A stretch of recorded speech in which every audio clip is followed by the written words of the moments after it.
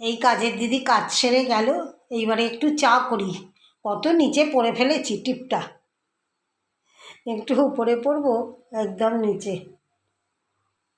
জল বসাবো, গরম জল বসাবো।